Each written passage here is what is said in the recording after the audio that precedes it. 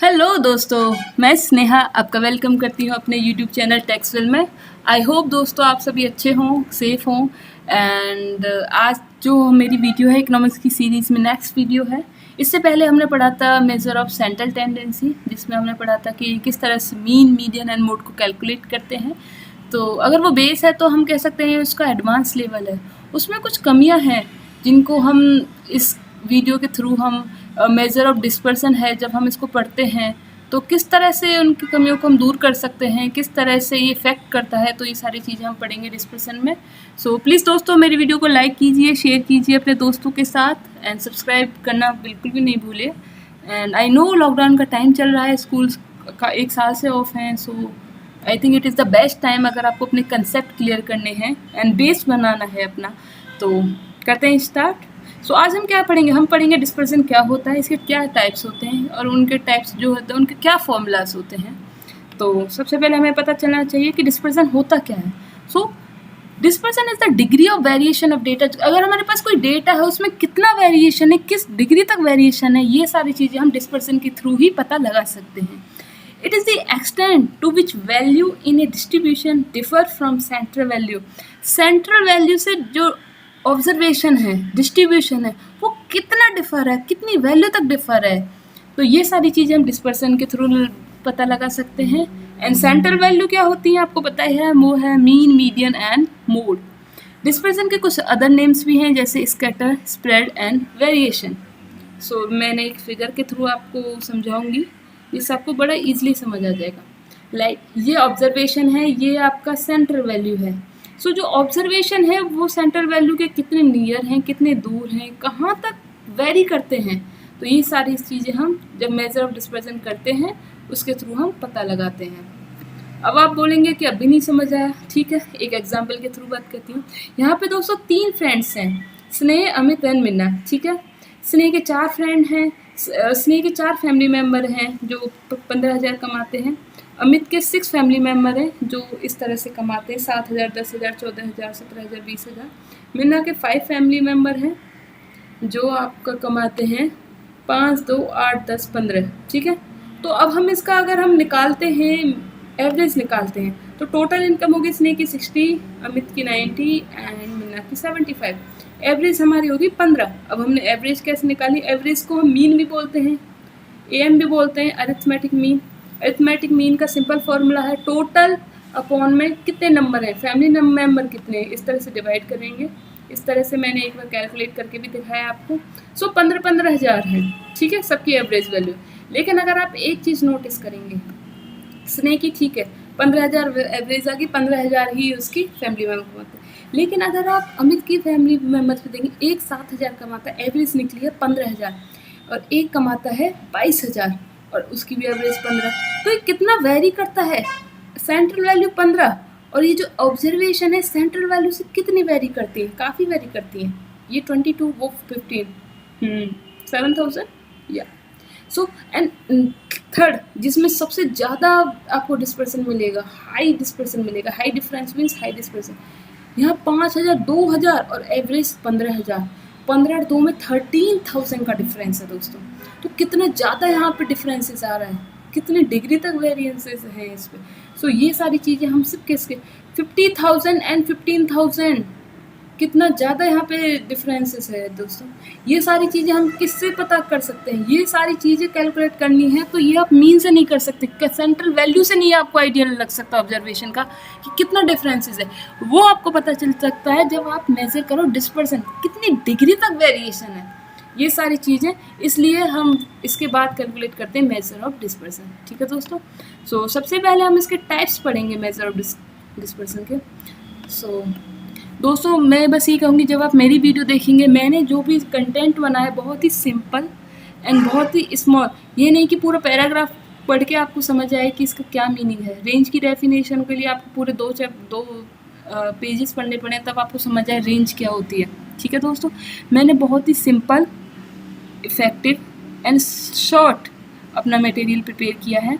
And जो हमारी website है वो है study.textvill.in एंड आप चाहें तो विजिट भी कर सकते हैं। डिस्क्रिप्शन बॉक्स में मैं लिंक दे रखा है फ्री स्टडी मटेरियल के नीचे, वहाँ से आप चाहें जब भी चाहें रिवीजन करना है, नोट्स बनाने हैं, वहाँ से आप डेटा देख सकते हैं, गो थ्रू हो सकते हैं, रिवीजन कर सकते हैं, अपने नोट्स भी प्रिपेयर कर सकते हैं। ठीक है दोस्तों, सो चलते हैं। ये कुछ टाइप्स हैं, absolute major and relative major. Absolute major जिसमें सेम यूनिट होती है, प्लस रेंज, क्वार्टर डेविएशन जिसे क्यूटी बोलते हैं, मीन डेविएशन एमडी बोलते हैं, स्टैंडर्ड डेविएशन एसटी बोलते हैं, वेरिएंसेस, ये पढ़ते हैं हम टाइप्स। रिलेटिव में यूनिट फ्री होती है ये, यानी रिलेशन बनाता है, रिलेट करता है दो चीज़ों के, कितना रिलेट होता है ये। इस तरह से ये चीज़ आती है हमारी कोफिशिएंट ऑफ रेंज, कोफिशिएंट, सभी के सामने कोफिशिएंट लगा देते हैं, इस तरह हमारा रिलेशन बिल्ड होता है इनके साथ। तो चलते हैं नेक्स्ट पे। सो फर्स्ट टाइप है जो हमारा वो है रेंज। ठीक है, तो रेंज क्या होती है? Range is the difference between the lowest and highest value. जो भी ऑब्जर्वेशन है उसमें जो लोएस्ट वैल्यू है एंड हाईएस्ट वैल्यू, उसका जो डिफरेंस होगा उसको हम रेंज बोलेंगे दोस्तों। We can calculate range by subtracting small value from the large value. Large value में से स्मॉल वैल्यू जो माइनस करते हैं तो जो वैल्यू निकलती है उसको रेंज बोलते हैं। रेंज का बहुत ही सिंपल फॉर्मूला है, L minus S, that mean large minus small, large value minus small value, आप इस तरह से बोल सकते हैं। कोफिशिएंट ऑफ रेंज का भी फॉर्मूला है L माइनस एस, रेंज की तरह जैसे हमने ले लिया, अपॉन में L प्लस एस इंटू में 100। ठीक है दोस्तों, आई होप ये फॉर्मूला आप छोटी छोटी डेफिनेशन प्लस फॉर्मूला आप साथ में लिख सकते हैं, नोट्स बना सकते हैं। लाइक रेंज के लिख लिए, उसके बाद मैं QD बनाऊंगी, MD mean deviation, SD standard deviation, सबके फॉर्मूले आप रिवीजन के तौर पे लिख सकते हैं। ठीक है दोस्तों, तो अब इसमें हम पढ़ेंगे, निकालेंगे कि रेंज कैसे निकालते हैं। ठीक है, लेकिन उसके लिए भी हमारे पास पता है हमें 3 तरह की हमारी सीरीज होती हैं, individual, discrete and continuous. Individual में सिर्फ ऑब्जर्वेशन होती है, डिस्क्रीट में आपकी फ्रीक्वेंसीज आ जाती है, F इंक्लूड हो जाता है, एंड लास्ट होती है क्लास, उसमें ऐड हो जाती है हमारी लास्ट सीरीज में, that is called continuous series. Okay दोस्तों, सो इंडिविजुअल सीरीज में रेंज कैसे निकालेंगे? ये हमारी ऑब्जर्वेशन दी हुई है, 7, 8, 5, 12, 20 तक हमारी रेंज दी हुई है। सोल्यूशन कैसे होगा इसका?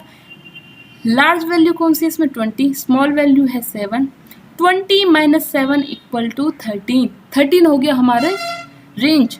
अब कोफिशिएंट ऑफ रेंज निकालेंगे, L माइनस एस अपॉन में L प्लस एस इंटू में 100। इस तरह से हम वैल्यू पुट कर देंगे इसको, तो इसका आंसर आ गया 48.148। ठीक है दोस्तों, बहुत ईजी है निकालना। तो अब दूसरा टाइप पढ़ते हैं सीरीज का, that is discrete series. Discrete series में F आ जाता है, फ्रीक्वेंसी ऐड हो जाती है, लेकिन इसका हम कंसीडर नहीं करते। रेंज जब निकालते हैं उसकी ज़रूरत ही नहीं होती है। रेंज निकालेंगे, रेंज इज़ वेरी सिंपल।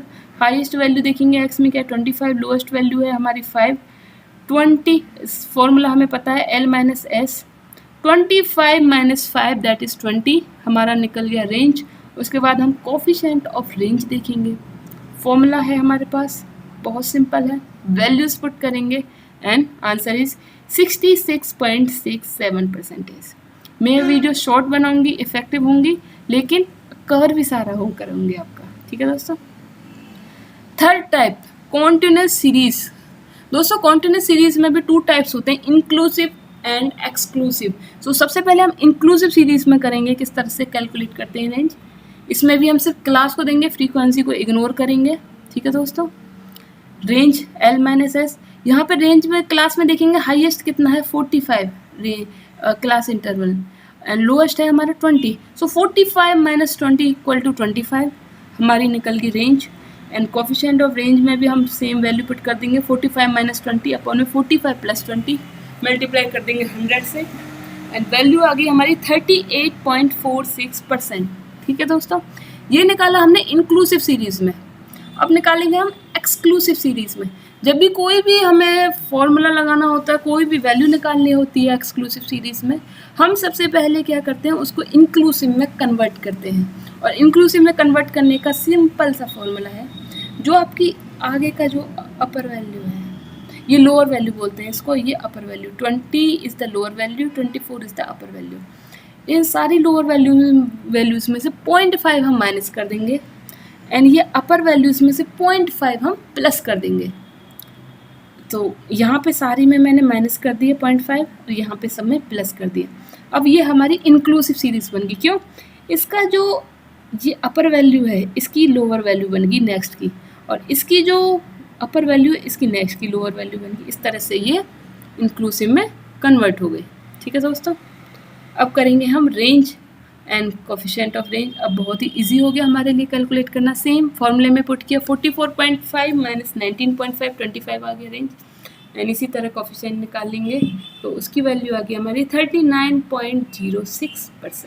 ठीक है दोस्तों, रेंज हमने पढ़ लिया, फॉर्मूलाज पढ़ लिए, कैसे कैलकुलेट करते हैं एग्जाम्पल पढ़ लिए। अब पढ़ेंगे हम इसके मेरिट्स क्या हैं, डीमेरिट्स क्या हैं एंड यूजेस क्या हैं। सो मेरिट्स के लिए जितने भी हम फॉर्मूलेस होते हैं डिस्पर्सन के, लाइक जितने भी 5 टाइप्स हमने पढ़े थे, जो हमने टाइप्स दिखाए थे मैंने, range, quartile deviation, mean deviation, standard deviation, variance, तो इसमें वेरिएंस तक जितने भी फॉर्मूलाज हैं, सबसे ज़्यादा जो सिंपल फॉर्मूला है वो रेंज का है। सबसे ज़्यादा जो इजी है कैलकुलेट करने के लिए वो है रेंज का। ठीक है दोस्तों, ये सबसे फर्स्ट मेरिट है इसकी। Second thing, range is the quickest method of dispersion. अगर डिस्पर्सन निकालना है सबसे कम टाइम में तो वो रेंज है।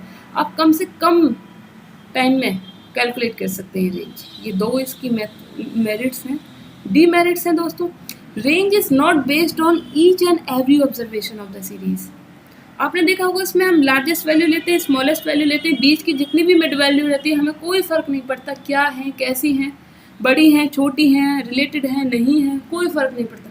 हम जैसे उसकी लार्जेस्ट वैल्यू देखते हैं, स्मॉलेस्ट वैल्यू देखते हैं, एंड दैट्स इट, वही हमारे लिए मैटर करती है। It is the most affected by sampling fluctuation.